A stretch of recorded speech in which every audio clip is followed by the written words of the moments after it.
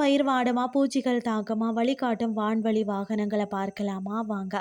அதாவது விவசாயத்தில் பயிர் ஆரோக்கியத்தை நிகழ்நேரத்தில் கண்காணிக்கவும், மண் ஈரப்பதம், பூச்சி தாக்குதல் மற்றது வறட்சியை முன்கூட்டியே கண்டறியவும் செயற்கைக்கோள் தொழில்நுட்பம் பயன்படுகிறது.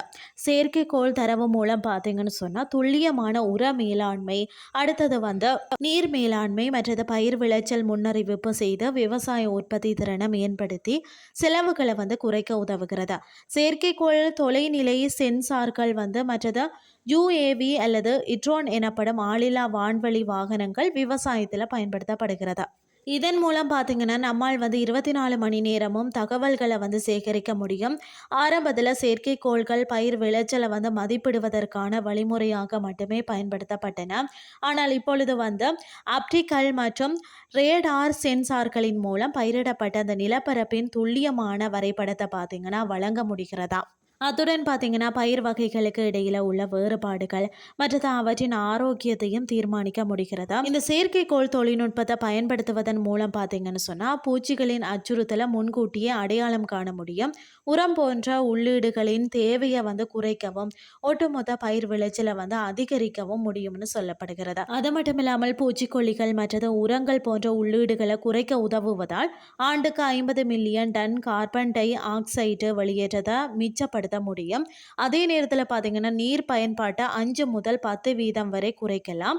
விண்வெளி அடிப்படையிலான தொலைதூர உணரிகள், வானிலை தகவல், ஆப்டிக்கல், ஹைப்பர் ஸ்பெக்ட்ரல் மற்றது மல்டி ஸ்பெக்ட்ரல் டொமைன்களில் இருந்து படங்கள் உட்பட பல தரவுகளை சேகரித்து பரிமாற்றத்தை எளிதாக்குகிறது. பருவமழை அல்லது வறட்சியின் மூலம் பாதிப்பு ஏற்பட்டால் செயற்கைக்கோளின் படங்கள் மூலம் பாதிப்பு அடைந்த பகுதிகள் மற்றது சேதத்தின் அளவு ஆகியவற்றை அறிய உதவுகிறது.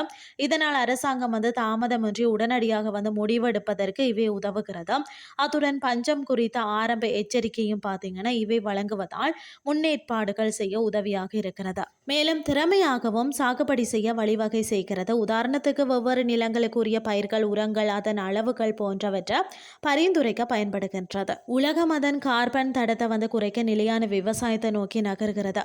இந்த சூழலில் ஏராளமான புதுமையான நடைமுறைகளை அறிமுகப்படுத்துவதன் மூலம் கூட ஸ்மார்ட் விவசாய தொழில்நுட்பங்களை ஒரு முக்கிய அங்கமாக அமைகிறதுனே சொல்லலாம்.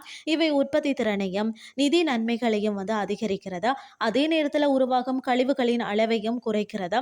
இதன் மூலம் சுற்றுச்சூழலுக்கு ஏற்படும் சேதத்தை குறைக்க முடிகிறது. நவீன தொழில்நுட்பம் வானிலை மற்றது நீர் அழுத்தம் பற்றிய தகவல்களை வழங்குகிறது. இது விரிவான பார்த்தீங்கன்னா பயிர் இழப்புகளை முன்கூட்டியே தடுக்க உதவுகிறதுனே சொல்லலாம். அது மட்டும் இல்லாமல் விவசாயத்தில் ட்ரோன்கள் பயிர் ஆரோக்கியத்தை மதிப்பிடுதல், மண் மற்றது வயலின் வகையை பகுப்பாய்வு செய்தல், பயிர்களில் உரங்கள் மற்றது பூச்சிக்கொல்லிகளை இலக்காக கொண்டு தெளித்தல், பயிர் நடவு மற்றது நீர்ப்பாசனம் செய்தல் போன்ற செயற்பாடுகளில் ஈடுபடுகின்றன. செயற்கைக்கோள் விவசாயம் மூலம் பார்த்தீங்கன்னா விளைச்சல் அதிகரிக்கிறதால உள்ளீட்டு விரயம் இருக்காத முழு தாவர பருவத்திலேயும் பயிர் உற்பத்தி திறனை கண்காணித்து மேம்படுத்த உதவுகிறது.